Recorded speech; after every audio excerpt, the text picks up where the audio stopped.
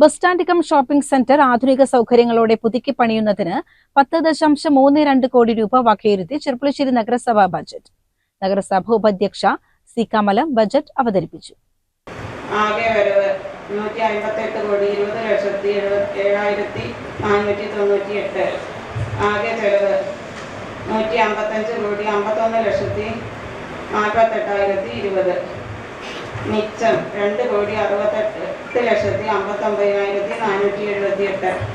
നികുതി ഇതര ഇനങ്ങളിൽ നിന്ന് തനത് വരുമാനമായി 13.89 കോടി രൂപയാണ് പ്രതീക്ഷിക്കുന്നത്. സംസ്ഥാന സർക്കാർ ബജറ്റിൽ വകയിരുത്തി പദ്ധതി ഇതര ആവശ്യങ്ങൾക്കായി നഗരസഭയ്ക്ക് അനുവദിക്കുന്ന തുക താഴെ പറയും പ്രകാരമാണ്. General purpose fund 2,65,24,000. വികസന ഫണ്ട് പൊതുവിഭാഗം 4,69,78,000. വികസന ഫണ്ട് പട്ടികജാതി വിഭാഗം 1,66,67,000.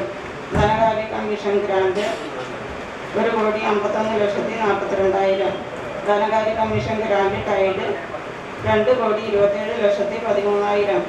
ബജറ്റ് അവതരണ യോഗത്തിൽ നഗരസഭ അധ്യക്ഷൻ പി രാമചന്ദ്രൻ അധ്യക്ഷനായി. ചെർപ്പുളശ്ശേരി സമഗ്ര കുടിവെള്ള പദ്ധതിയുടെ പൂർത്തീകരണത്തിന് 9 കോടി രൂപയും വ്യക്തിഗത കുടിവെള്ള പദ്ധതികൾക്ക് 26.25 ലക്ഷം രൂപയും ചിലവഴിക്കും.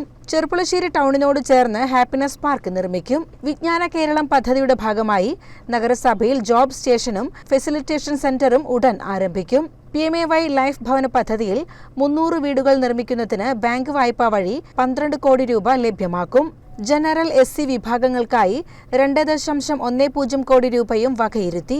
158.2 കോടി രൂപ വരവും 155.5 കോടി രൂപ ചിലവും 2.68 കോടി രൂപ മിച്ചവും പ്രതീക്ഷിക്കുന്ന ബജറ്റ് കൗൺസിൽ അംഗീകരിച്ചു.